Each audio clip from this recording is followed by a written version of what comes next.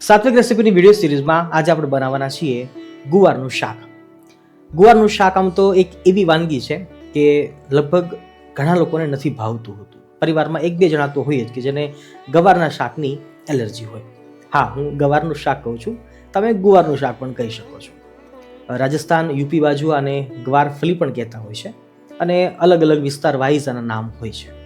ટૂંકમાં વાત એટલી જ છે કે ગુવાર એક એવું શાકભાજી છે કે જેને ફાવી જાય, જેને ભાવે એને બહુ ભાવે, ન ભાવે એને ગમે તેમ કરો તો પણ ન ફાવે.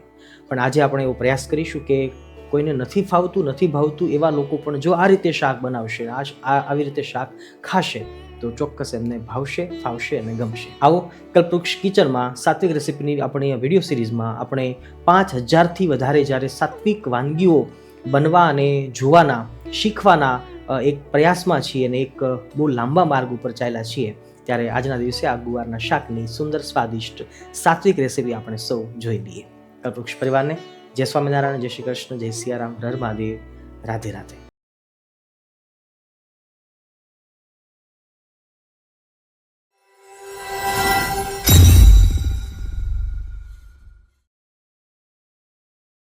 ગુવારના શાક અનેક રીતે બનતા હોય છે, પણ અમે કંઈક અલગ રીતે બનાવીએ છીએ.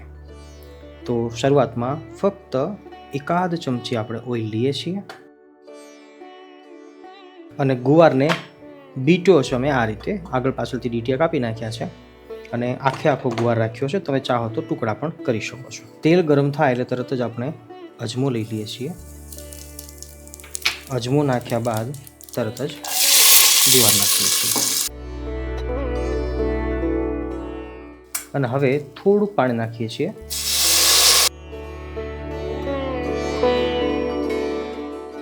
એ ઉપરાંત ગુવારના શાકની અંદર બટેકું પણ સારું લાગે છે, તો મોટા ટુકડા કરીને અમે બટેકા નાખ્યા છે 2.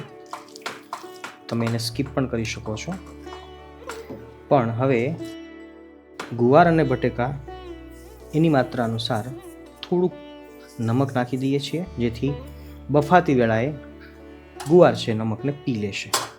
અને એ જોડે જોડે થોડીક હળદર નાખીએ જે કલર પકડી લેશે. રાઈટ, ચાલો મેઇન કામ આપણું પૂરું થયું છે. અને હવે આની અંદર જે પાણી નાખ્યું છે એ પાણી દ્વારા જ આ બફાશે.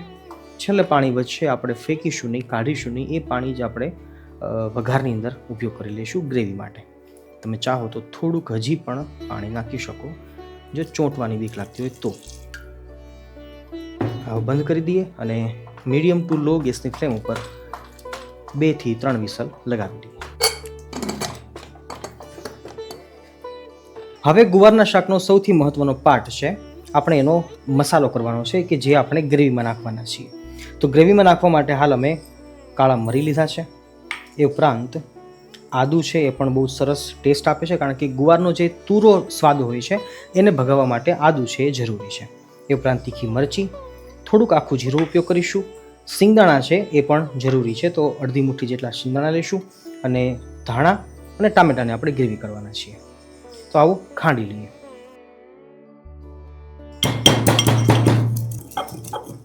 હવે આપણે કોથમીર, આદુ અને મરચાં એને ખાંડી લઈએ છીએ, કૂટી લઈએ છીએ. ચાહો તો મિક્સીમાં પણ કાઢી શકો છો, પણ ખાંડણીમાં જે કૂટેલો હોય એનો ટેસ્ટ સારો આવતો હોય છે. અને ટામેટાં છે એને પણ તમે ચાહો તો કૂટી શકો છો, નહીંતર મિક્સીમાં પણ કાઢી શકો છો.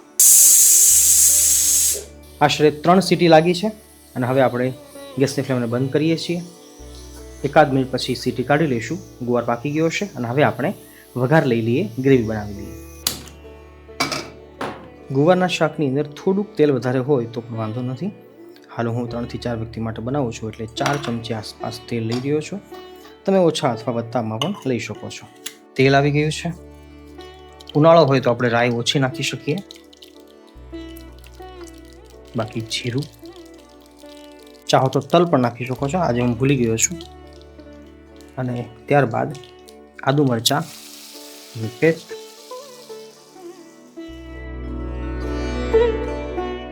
ત્યાર પછી ટામેટાની ગ્રેવી.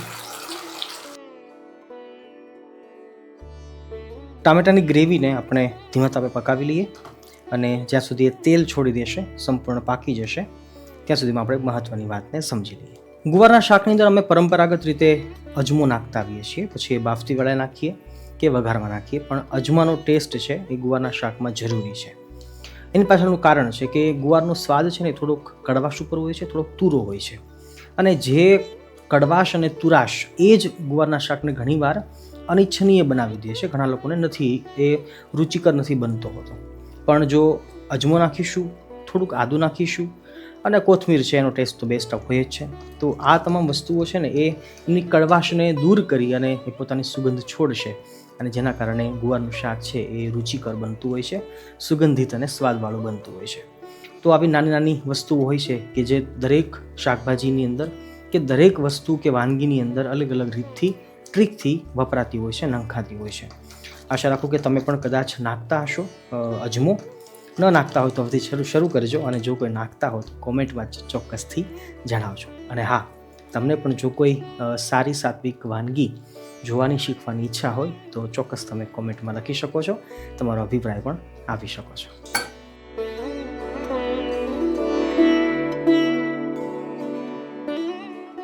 વઘાર આપણો પાકી ગયો છે. થોડુંક સ્વાદ અનુસાર તીખાશ જો જરૂરી હોય તો કાશ્મીરી લાલ મિર્ચ, અને આ વઘાર પૂરતું જ આપણે નાખીએ છીએ નમક. ભૂલતા નહીં કે ગુવાર ને બટેકામાં બફાતી વેળાએ જ આપણે નમક નાખેલું. અને હવે નાખીએ છીએ સિંગદાણા અને કાળા મરીનો ભૂકો. એને છેલ્લે રાખવાનું છે, કારણ કે સિંગદાણા છે એ અમે શેકેલા લીધા છે. જો તમે કાચા લીધા હોય તો પહેલાં પણ વઘાર પછી તરત નાખી શકો છો. અને હવે ગુવાર બટેકા બફાયેલા છે એને નાખી દઈએ છીએ. સારી રીતે એને પાકવા દઈએ. 2 થી 3 મિનિટ સુધી પાકવા દઈશું એટલે આપણું ગુવારનું શાક છે બનીને તૈયાર છે. તમે ચાહો તો વધારે ખટાશ માટે તમે લીંબુ નાખી શકો છો. ગળપણ જો ખાતા હોય તો થોડું બેલેન્સિંગ માટે ગળપણ પણ નાખી શકો છો. 2 મિનિટ પછી જોઈએ છે તો આપણું શાક છે સરસ એકરસ થઈ ગયું છે. અને હવે ઠાકોરજીને ધરાવી દઈએ. છેલ્લી આપણી શરત પ્રમાણે જે પણ ઘરમાં બનાવવું એ ભગવાનને ભોગ ધરાવજો, પછી જમવામાં ઉપયોગ કરજો. મળીએ છીએ ફરીવાર નવી એક રેસીપી સાથે. ત્યાં સુધી સૌ ભક્તોને જય સ્વામિનારાયણ, જય શ્રી કૃષ્ણ, જય સિયારામ, હર હર મહાદેવ, રાધે રાધે. ઘણા લોકો એમ કહેતા હોય છે કે સંતોને રસોઈની વાતો શા માટે કરવી જોઈએ? સાધુ સંતો, સંન્યાસી, એમને ખાવાની ચર્ચા શું અયોગ્ય છે? પણ હું તમને પ્રશ્ન પૂછું કે જો સંતો જ સાત્વિક જીવનની વાતો નહીં કરે તો પછી કોણ કરશે? અને જો આજે સાચું ખાવું શું એ કોઈ નહીં સમજાવે તો સમાજ કઈ દિશામાં આગળ વધશે એ તમે કદાચ અંદાજ પણ નહીં લગાવી શકો. સંતોનો ધર્મ માત્ર ભજન કીર્તન એ અત્યાધિક કરવાનું નથી, પણ સમાજને સાચી દિશા બતાવવી એ એમનું કામ છે. આજે લોકો શું ખાઈ રહ્યા છે તમે જો તો ખરા. બહારનું જંક ફૂડ, પેકેજડ વસ્તુઓ, કેમિકલ્સ ભરેલા ખોરાકો, જેમાં સ્વાદ છે પણ સ્વાસ્થ્ય નથી. અને એના કારણે થઈ શું રહ્યું છે ખબર છે? શરીર બીમાર થઈ રહ્યા છે, મન બધાના ચીડચીડા બની રહ્યા છે, અને જીવનમાં અશાંતિ દિન પ્રતિદિન વધતી જાય છે. શાસ્ત્રોમાં સ્પષ્ટ લખ્યું છે કે જેવો આહાર એવા જ વિચારો. તો જો આહાર અશુદ્ધ હશે તો વિચાર પણ અશુદ્ધ બનવાના જ છે. અને જો વિચાર અશુદ્ધ થઈ જાય તો પછી જીવનની દિશા પણ બગડી જ જાય. અને એટલા માટે જ સંતો જ્યારે સાત્વિક આહાર કરવાની વાત કરે છે તો એ માત્ર રસોઈ શીખવાડતા નથી, પરંતુ એ જીવન સુધારવાની એક દિશા બતાવી રહ્યા છે આજના યુવાનોને. મનને શાંત બનાવવાનો માર્ગ બતાવી રહ્યા છે આજની વડીલ વૃદ્ધ પેઢીને. જો એક પરિવાર પણ બહારનું ખાવાનું છોડી અને ઘરનું શુદ્ધ સાત્વિક ભોજન શરૂ કરશે તો માત્ર શરીર જ નહીં પરંતુ ઘરમાં શાંતિ આવશે, સંબંધોમાં પ્રેમ વધશે અને આધ્યાત્મિકતા પણ વધશે. આ બધું શું છે ખબર છે? આ પણ આ એક સેવા જ છે. અને યાદ રાખજો કે ભૂખ્યા માણસને જો આપણે ભોજન કરાવીએ છીએ તો એ સેવા છે. તો યોગ્ય ભોજન શીખવાડવું એ પણ મોટામાં મોટી સેવા છે હાલના સમયમાં. સંતો માત્ર મંદિરમાં બેસવા માટે નથી હોતા. સંતો સમાજને ઊંચો ઉઠાવવા માટે હોય છે. અને આજના સમયમાં શરીર અને મનને શુદ્ધ રાખવું એ સૌથી મોટી જરૂરિયાત છે.